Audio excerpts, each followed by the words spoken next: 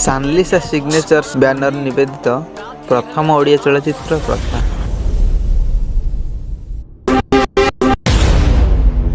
नवेम्बर 3 तारिख में बड़ परदारे मुक्तिलाभ करुवा एही सिनेमा रे मुख्य भूमिकार अभिनय करुछंती स्वराज, शीतल, बॉलीवुड सिमरन कौर, विकास दास, बॉबी मिश्र, इलू बनर्जी, रवि मिश्र आदि कलाकार अभिनय करुछंती।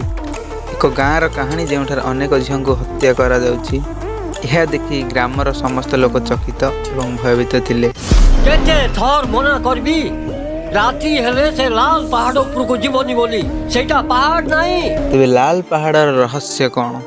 शिक्षार अभाव हेतु ग्रामवासी माने पुरातन परंपरा व प्रथा रे विश्वास रखिछन्ति जहाँ समाज ପାଇଁ भल नुह यथा कला जादू, तंत्र मंत्र।